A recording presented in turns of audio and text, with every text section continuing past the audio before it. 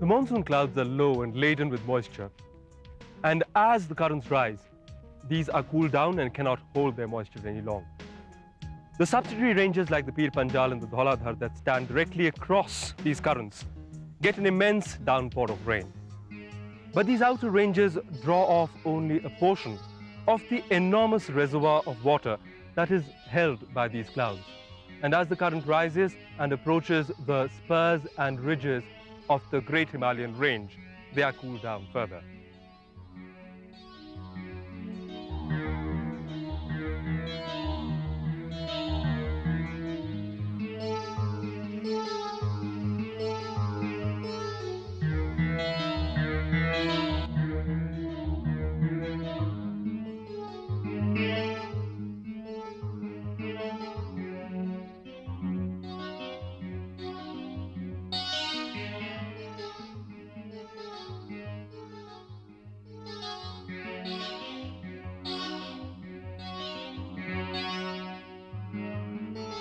These currents are stronger in the eastern Himalayas than in the west because that is the direction in which the monsoon approaches.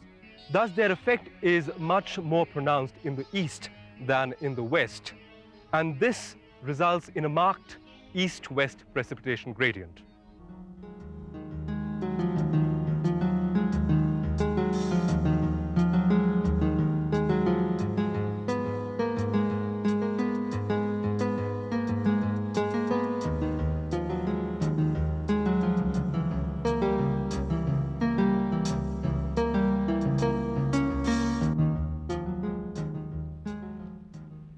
Rain provides a considerable amount of the water resources that feed the main rivers of the Himalayas. Below 3,000 meters, the forests retain the moisture, provided that they have been left there standing to do so. And it is between the altitudes of 3,000 meters and 2,000 meters that springs emerge and feed the main streams.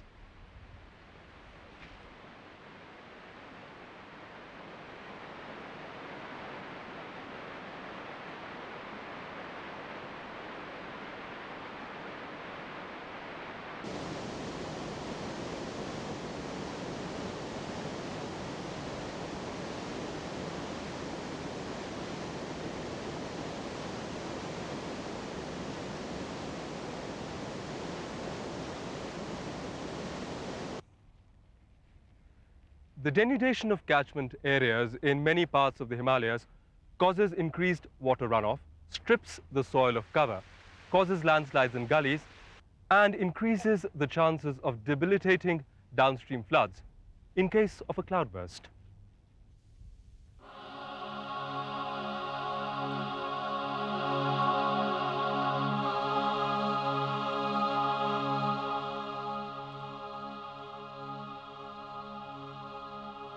It is the Himalayan glaciers, however, that are the enormous permanent reservoirs feeding the great rivers of the Indian subcontinent. Let us now see how these fantastic rivers of ice are formed.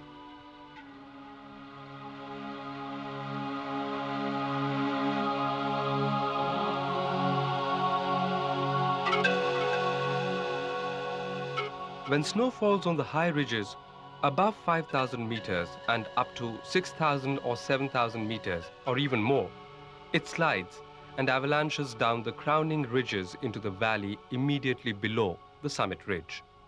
Here the snow gets slowly transformed to ice due to the immense pressures of fresh layers of snow crashing down from above.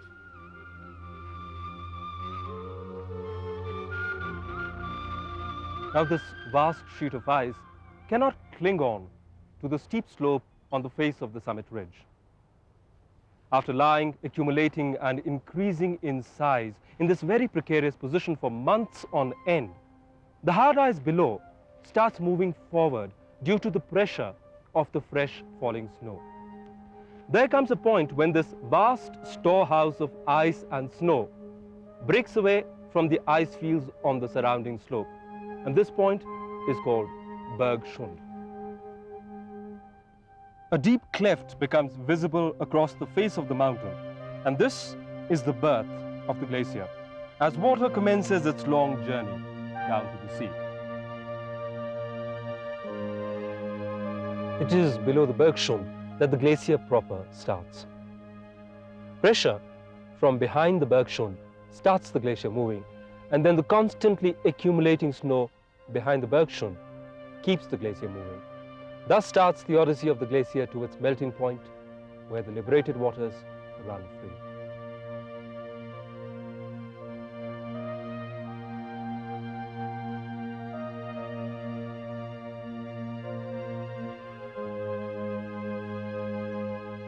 Glaciers on the south side of the Great Himalayan Range reached their melting point at an average of about 13,700 feet above sea level. The rate of movement of glaciers varies, but the average for the Himalayas is around 6 centimeters for every 24 hours. Thus, nature provides the perfect mechanism for storing vast reservoirs of water and releasing them at a very controlled rate.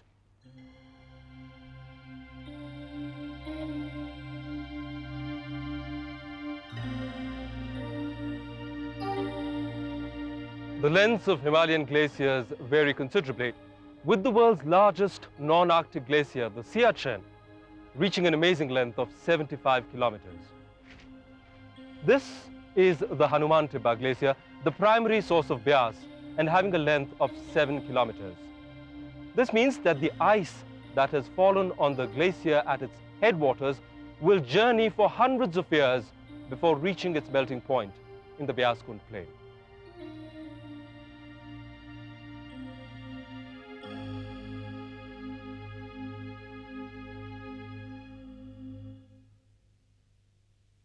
The Bharashigri Glacier in Lahore is 28 kilometers long and nearly a kilometer wide at its mouth. Its millennia-old ice is black with age as it curves down from its source at the Great Circle of Peaks.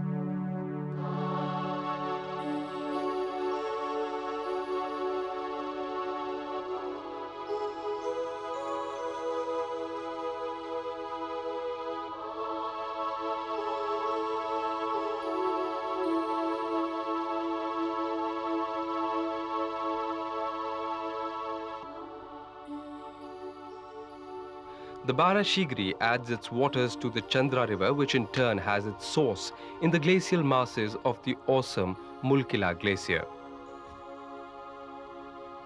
Parvati Valley, adjacent to the Kullu Valley, is home to almost 50 large and small glaciers.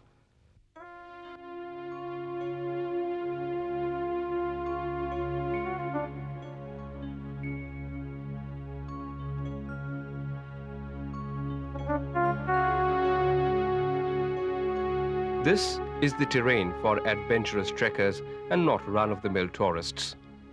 Beyond Pulga, the Parvati Valley ascends southeastwards, meeting up with the Dibi Bokri Nala, a tumultuous torrent fed by the 4 glaciers at the head of the Dibi Bokri Basin, while the 6,000-meter summits of Rubalkhand and Kullu Makalu tower above.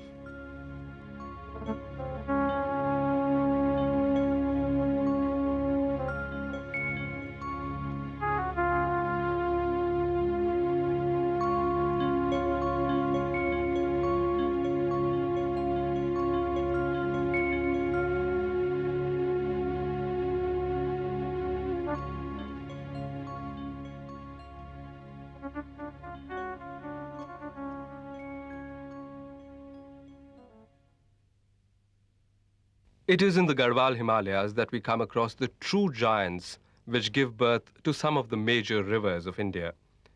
The great Gangotri Glacier, the vast reservoir of ice that gives birth to the holy Ganga, is almost 40 kilometers long.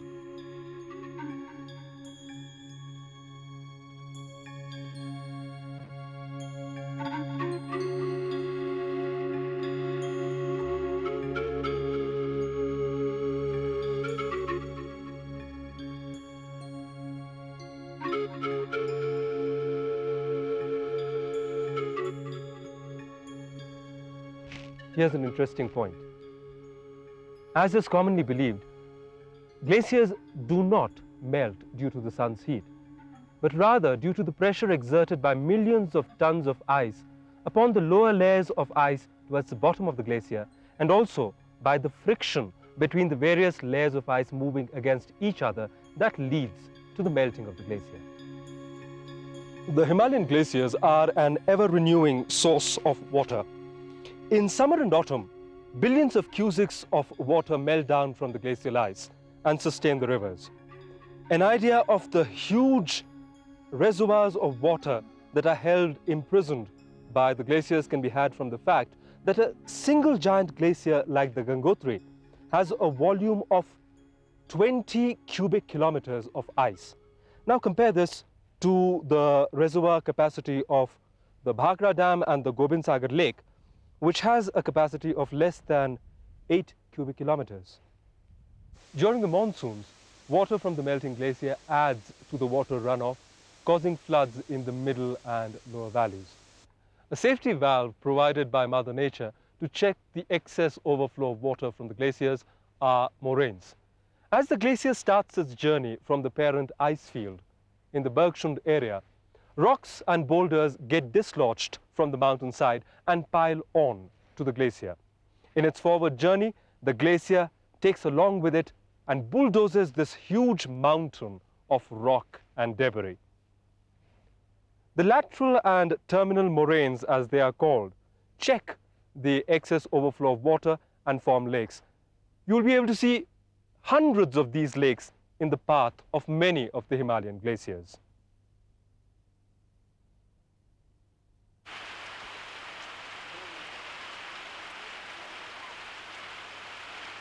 Besides the great reservoir of water in the Himalayan glaciers, the rainwater falling on the forested slopes and valleys is held in the soil, emerging at different points as clear mountain streams. This capacity of the soil to retain the water is seriously affected by deforestation and the removal of the vegetative scrub cover. Soil becomes loose and tends to throw the water off, increasing surface erosion and soil instability. It is really a very vicious cycle, with the lessened capacity of the soil to hold water contributing largely to downstream floods during seasons of heavy precipitation. At other times, a drought-like condition persists, with the perennial springs drying up after being deprived of their catchment areas.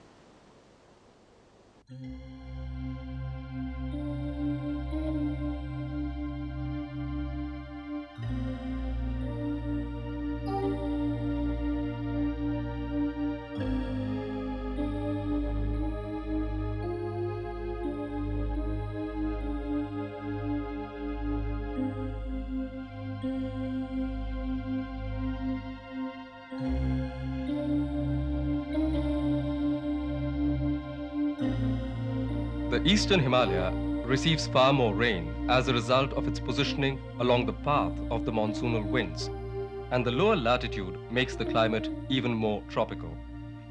This heavy rainfall has an explosive effect on mountain slopes in these regions, especially nowadays after the results of increasing deforestation are being felt. It becomes a vicious cycle with an ever-spiraling denudation rate. A good example is the Tista flowing through the Sikkim Himalaya, and possibly the wildest river in the entire Himalaya. The Tista has always been considered as a very wild and unpredictable river, with a valley extremely prone to cloudbursts, landslides, and flash floods. Thus, the Tista has the highest sediment yield of all Himalayan rivers, as well as one of the highest denudation rates. Simply stated, it means that the river is performing its appointed task of leveling the Himalayas with an efficiency far exceeding other, much bigger Himalayan rivers. Another major factor in the ruination of riparian zones is overgrazing by cattle and sheep. This form of degradation does not convert a forest into a stump field overnight, but slowly, insidiously, causes far-reaching and irreversible changes in the ecosystem. Over a generation, heavy grazing can remove the shrub and understory cover, vital for the existence of many rare animal and bird species.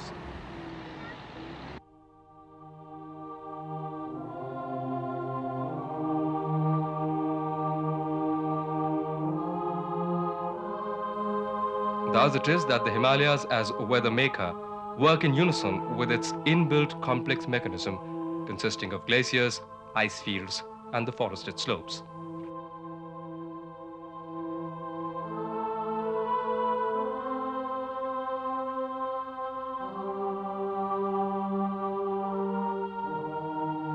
The shield provided by the Great Himalayan Range and its subsidiaries that stand across the path of the southeast and northwest monsoons is the primary factor in trapping and channeling the monsoon clouds to shed their floating reservoir in the form of rain.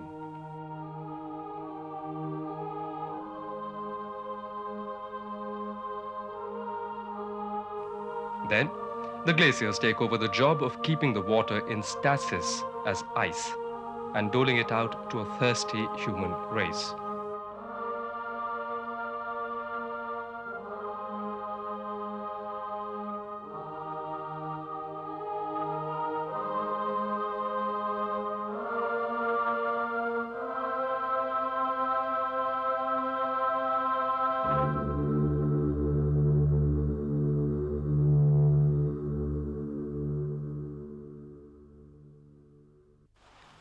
Any detailed study of rainfall needs a dense network of observatories which do not exist in the Himalayan region due to difficult terrain and inaccessible areas. It is therefore not possible to correctly estimate rain or snowfall distribution accurately in most of the remote catchment areas. In the interior areas of the Yamuna catchment, there is not even one rain gauge for every 300 to 400 square kilometers of the catchment area as recommended by the World Meteorological Organization. In fact, Indian meteorologists believe that given the extreme variability of rainfall patterns due to the complicated lie of the land, the density of rain gauges should be one for every 150 square kilometers. Rainfall also varies with altitudes, it has been found, and the net result is that areas beyond the main Great Himalaya range, as well as those shielded by high ranges like the Pir Panjal, are rain shadow regions receiving very little rain. Thus, the Trans-Himalayan region tends to be cold, high altitude deserts with a specially adapted flora and fauna.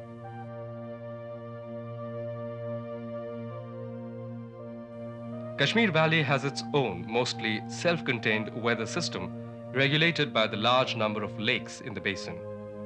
The monsoon clouds that do get across the Pir Panjal gives 1/4 the amount of rain that they give on the southern slopes.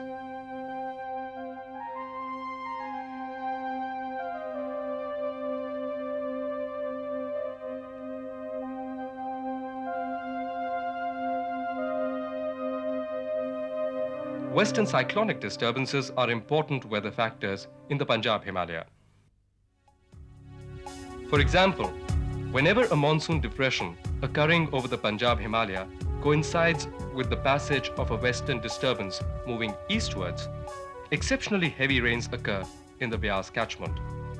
This happened again this year, causing widespread devastation in the upper Beas Valley, where the land, because of extensive deforestation, has lost its capacity to buffer such heavy rains. Immensely destructive flash floods are the usual result.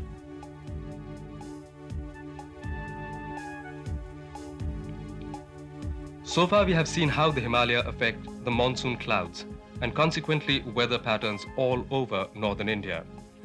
Now we will take a look at how the Himalayas affect the very formation of the Indian monsoon in the distant waters of the Indian Ocean.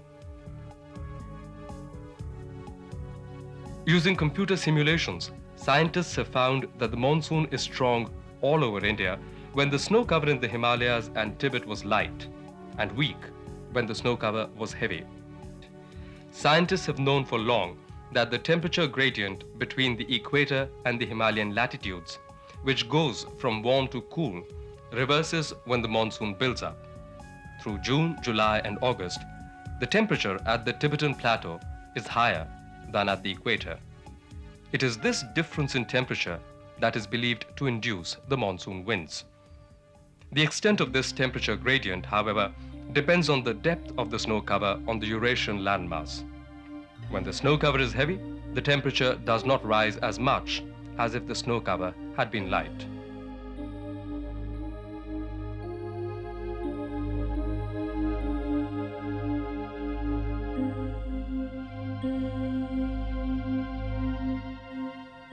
Once we know all this, the critical positioning of the Himalaya as a determining factor of our weather can be more easily understood.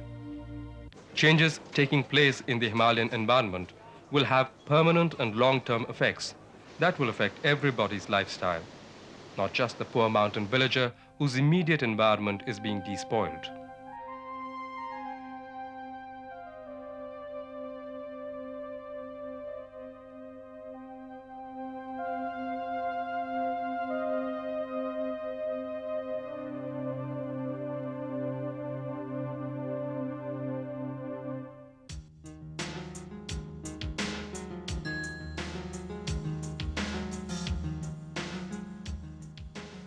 There are now definite indications of permanent and near-permanent changes on climate in several parts of the Himalayas. Desertification, retreating glaciers, dried up springs, erratic rainfall patterns, and higher summer temperatures.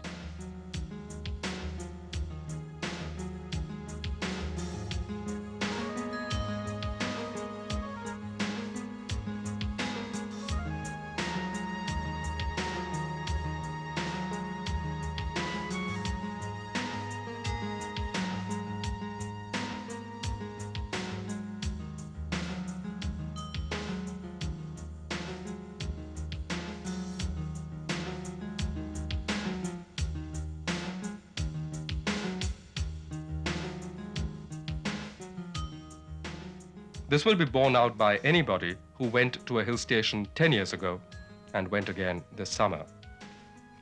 An analysis of temperature and rainfall data for Shimla and Darjeeling for the greater part of this century backs up these conclusions. In both Darjeeling and Shimla, two periods of changing trends are visible, one around 1920-30 and the other around 1960-65. Both coincide with large-scale developmental activities.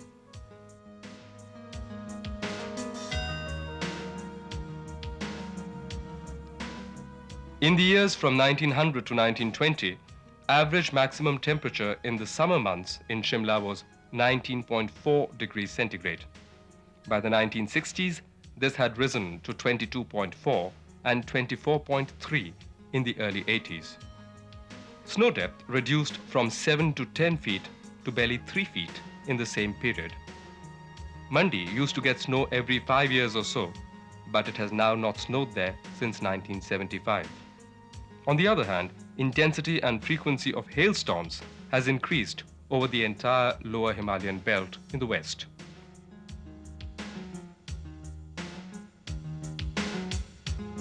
Higher up in the realm of permafrost, the mighty glaciers have also been affected. Himalayan glaciers have been steadily shrinking this century. Simply, it means that more ice melts in the summer than is replenished in the winter months. The Gangotri Glacier is shrinking at the rate of 14 meters every year, and the Siachen at an astonishing 31 meters every year. You don't need to be a mathematician to figure out that at the rate they are going, the vanishing of the Himalayan glaciers is not a matter of geological time, but a mere 2,500 years or so. Large areas of the central and Nepal Himalaya are well on their way to becoming near deserts. Soon, they may become like rocky barren terrain of the Afghan hills, once clothed in rich forests.